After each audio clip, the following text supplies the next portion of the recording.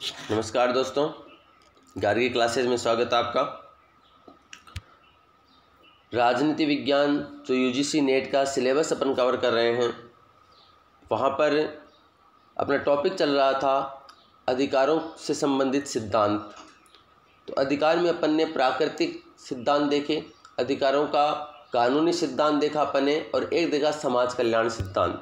थोड़ा सा अपन रिवाइज करें तो अधिकारों के प्राकृतिक सिद्धांत का प्रमुख समर्थक था जॉन लॉक।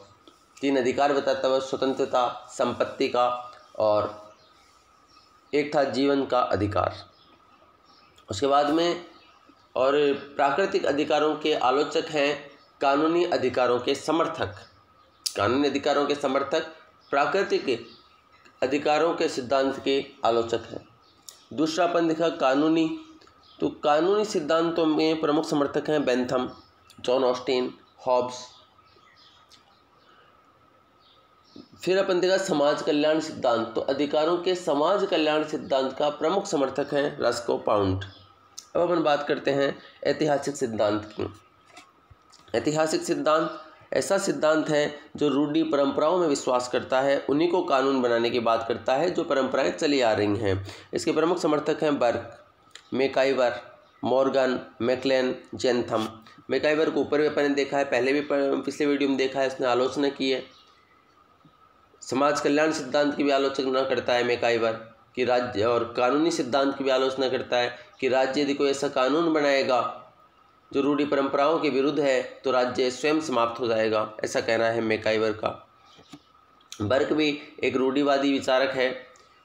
तो ऐतिहासिक सिद्धांत के अनुसार अधिकार परंपराओं के रूप में विकसित होते हैं, जो रूढ़ि परंपराएं चली आ रही हैं उन्हें ही अधिकार के रूप में मान्यता दी जानी चाहिए। समाज में अनेक रीति रिवाज, परंपराएं, अभिसमय, रूढ़ि प्रथाएं ऐसी होती हैं जो व्यक्तित्व विकास में सहायक होती हैं। इनकी पालना में अभ्यस्त होने के कारण राज्य इनको अधिकार के रूप में स्थापित कर देता है। यानी ऐतिहासिक सिद्धांतवाद का मतलब यह है, अधिकारों का ऐतिहासिक सिद्धांत ये कहता है कि जो रूढ़ि परंपराएं, प्रथाएं चली आ रही हैं उन्हें अधिकार के रूप में मान्यता दी जानी चाहिए, और राज्य ऐसा करता भी है। अगर कोई ऐसी परंपरा है, ऐसी रूढ़ि प्रथा है जिससे व्यक्ति के व्यक्तित्व का विकास होता है, तो इसको अधिकारों का, ऐसे अधिकारों को मान्यता दे भी दी जाती है।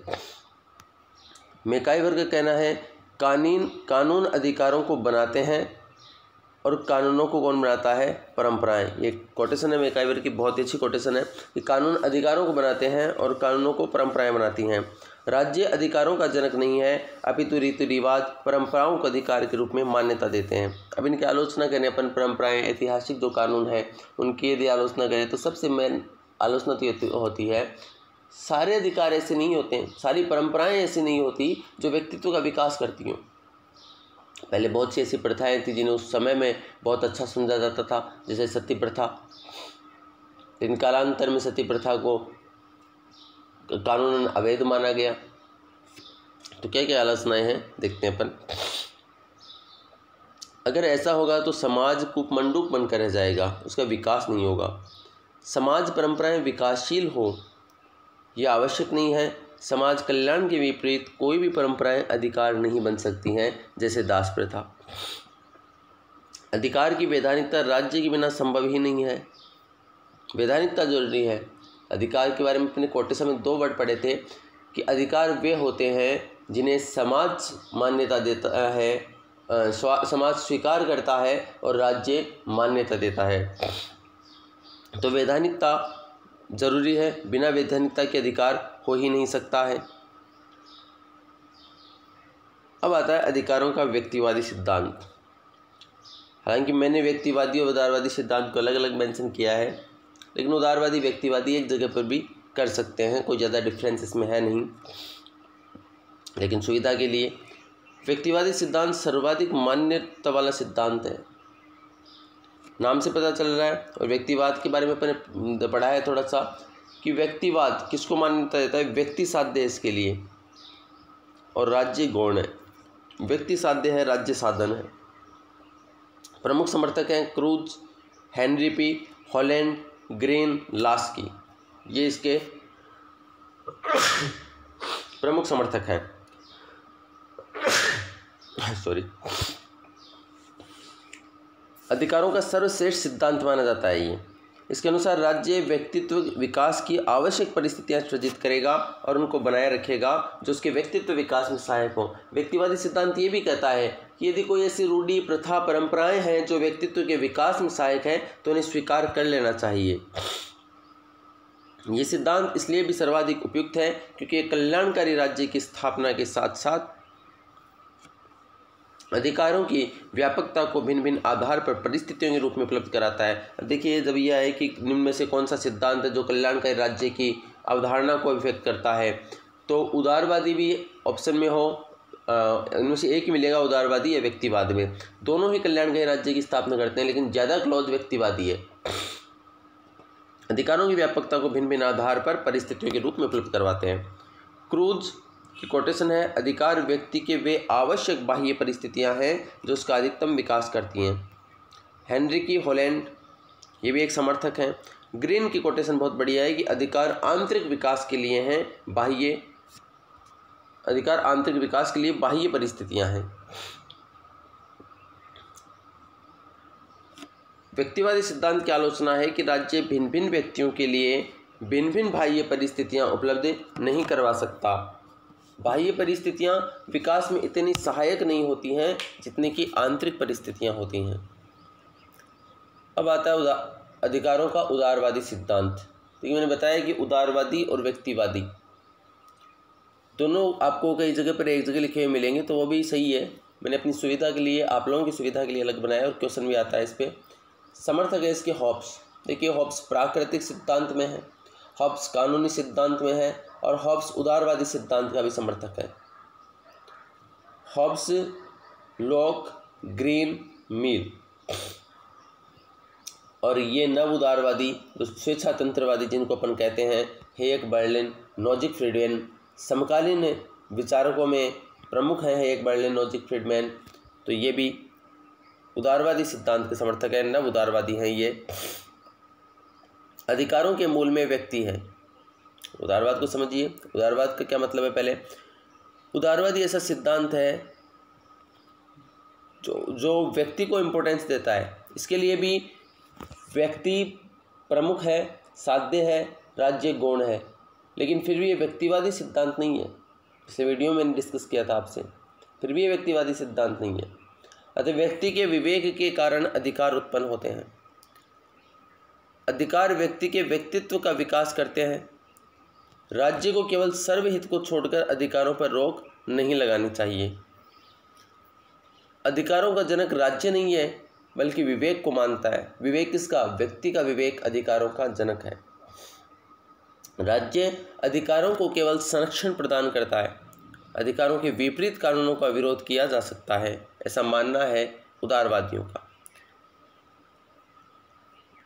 इसमें अपन और अच्छे समझना हो तो जॉन लॉक को ले सकते हैं। लॉक के समझौतावादी सिद्धांत में लॉक उदारवाद का जनक है।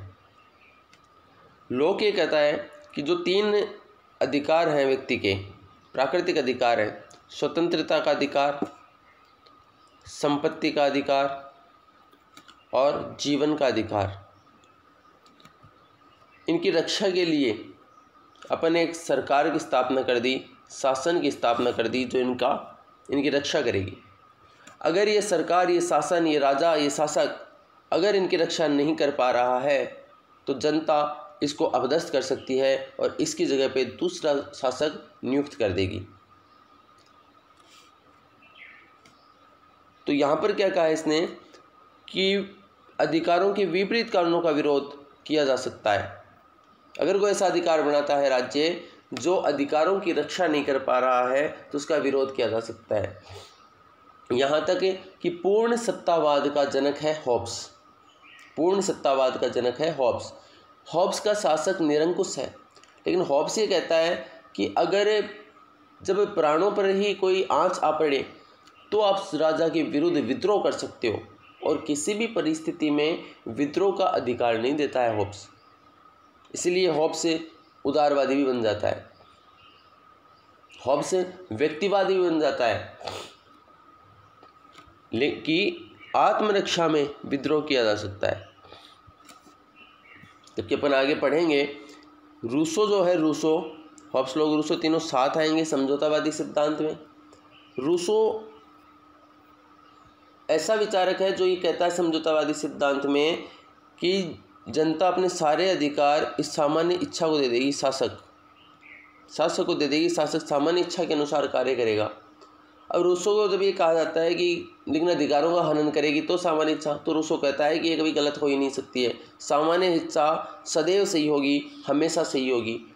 तब ये क्वेश्चन आता है कि रूसो का जो शासक है वो हॉब्स से भी ज़्यादा निरंकुश है। ठीक है, चलिए आगे चलते हैं अपन। तो अधिकारों के विपरीत कानूनों का विरोध किया जा सकता है। विवेक संपत्ति के अधिकारों को आवश्यक रूप से स्वीकार करता है। देखिए संपत्ति क्यों आई है, उदारवाद और पूंजीवाद एक हैं।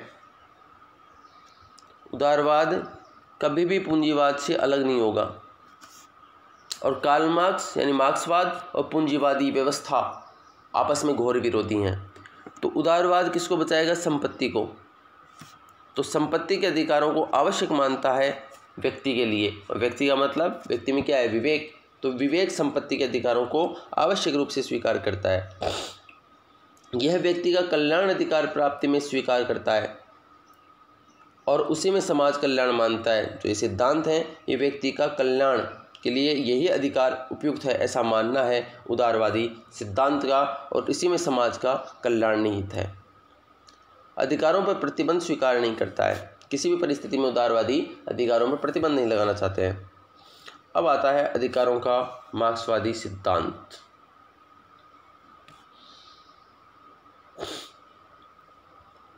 क्या है अधिकारों का मार्क्सवादी सिद्धांत?